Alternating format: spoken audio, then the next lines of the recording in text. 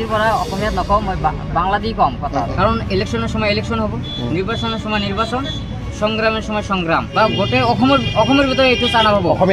অসমীয়া চা অসমত আৰু বালিকা চুকালি বাহিৰ অসমীয়াত ক'বলৈ কেলে বেয়া পাইছে? নাই আমি নাখাওঁ আৰু কেলে অসমীয়া কেলে অসমত আপুনি অসমত আছে, অসমত জন্ম দিয়ে আমাক কিমান বাংলাদেশ আমাক সদায় আমি বাংলাদেশ চাম আমাক বাংলাদেশ গোটেই অসমত মানে চৰ্চা চকুৰালি। আৰু আমি এই মুহূৰ্তত গুৱাহাটী লাষ্টগেটৰ চকুৰালি চাহ দোকানৰ ওচৰত আমি আহি উপস্থিত হৈছোঁ। আজিৰ পৰা অসমীয়াত নকওঁ, মই বাংলা দিয়ে কম কথা। অসমীয়া আপুনি অসমীয়া ভাষা লৈ আপুনি MP খেলিব গ'লে, অসমীয়া ভাষা লৈ আপুনি মন্ত্ৰীৰ লগত ঘূৰিলে, অসমীয়া ভাষাত আপুনি ইলেকশ্যনত আপুনি লেকচাৰ দিলে, কিন্তু আপুনি অসমীয়া ক'বলৈ কিহৰ বেয়া পাইছে মই এইটো জানিব বিচাৰিছোঁ। একচুৱেলি আমি মানে খারাপ পাওয়ার কোনো প্রশ্নই নাই, কারণ আমাকে মানে আমার মাতৃভাষা হলো আসামি বা অসমীয়া। আমার মাতৃভাষা আমি কই, কিন্তু আমি মিডিয়া জগতে আমি আর বলবো না, কারণ আমাদের বহুত তুল্য তাচ্ছিল্য করে থাকে। ঠিক আছে, কত করুক, আমি আজকে থেকে বাংলা ভাষায় কোনো আমি যত মিডিয়া আসবো আমি সব বাংলা ভাষায় এই করবো। আমি কোনো হিন্দি হোক, ইংরাজি হোক, অসমীয়া হোক, আমার অসমীয়া কিছু কয়টি লাগবো, কারণ আমার মাতৃভাষা তো আমার লাগবোই যেহেতু।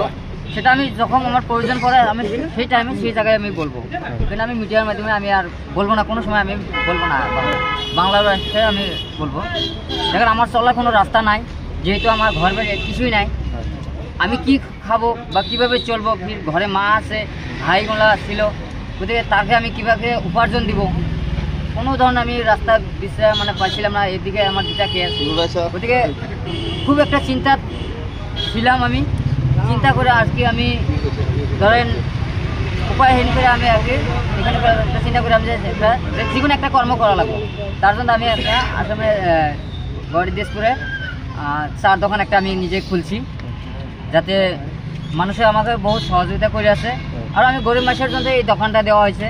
আজকে আমি এতদিন মানে এত আইটেম ছিল না, এখন আমি নতুন আইটেম চলছি। আমার হায়দ্রাবাদে ছিল আমার কর্মচারী, আমার চিকেন বিরিয়ানি উনি অল দ্য বেস্ট, যেটা নাকি 5 স্টারে পায়, তার বাইরে কোনো জায়গায় পায় না। কিন্তু রিক্সাওয়ালা, ঠেলাওয়ালা বা যেন গরিব মানুষ আছে, মানে খাওয়াটা অল্প মন যায় কিন্তু খাইতে পারে না, তাদের জন্য আমি মানে রেটও কমাই দিছি, প্লাস যাতে সবাই যাতে খাইতে পারে তার জন্য আমি ব্যবস্থা।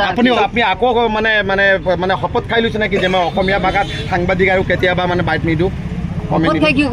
আমাৰ মাতৃভাষা, তেনেহলে আপনি অসমীয়াত ক'বলৈ কিহৰ বেয়া পাইছে? বেয়া পোৱা নাই, কিন্তু কিছুমান ক্ষেত্ৰৰ কাৰণে আমি আর কি বলতাইছি, কিন্তু আমার মাতৃভাষা কেন আমি শপথ খাবো?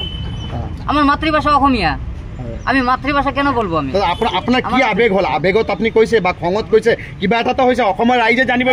আসামের থাকে, আসামের বাসিন্দা থাকা সত্ত্বেও যদি আমাদের বাংলাদেশি বলে, ঠিক আছে, কত বাংলাদেশি আপনাকে বাংলাদেশি বলে বহুত মানুষে বলে আছে যে মিয়া মানে বাংলাদেশি। আমি তো মিয়া না, মিয়া তো কোনো জাতি নাই, মিয়া একটা টাইটেল, যেটাই হোক ধরে নিলাম আর কি মিয়া মানে বাংলাদেশি। কত বাংলাদেশি বানাক, আমি বাংলা ভাষায় বলবো, দেখি আমার কত বাংলাদেশের দোকান হারে ঢুকাই। হয়, আসলতে দেখাইছো চক কিমান ভিড় লাগিছে এফালে, যে অকল চুকুৰালিৰ কাৰণে আহিছিলে, চুকুৰালি ডাঙৰীয়াৰ কাৰণে আহিছে। তেওঁ কিন্তু এতিয়া আকৌ আমি প্ৰশ্ন উত্থাপন কৰিছোঁ, তেওঁ মানে যিমান সাংবাদিক আহক তেওঁ এটাই কথা কৈছে যে আমি অসমীয়াত মই কমেণ্ট নিদিওঁ, অসমীয়াত বাইট নিদিওঁ, কাৰণ হ'ল আমি মিয়া, আমাক কিন্তু তুচ্ছি তাচাল্লি কৰি থাকে বা আমাক বেয়াকৈ কৈ থাকে, আমাক বেয়া কমেণ্ট দিয়ে, যে আমাক বাংলাদেশী বুলি আখ্যা দিয়ে। সেইকাৰণে আমাৰ মাতৃভাষা যোনটো আমি আমাৰ বেংগলী ভাষা, আমি এই বেংগলী ভাষাতে কম।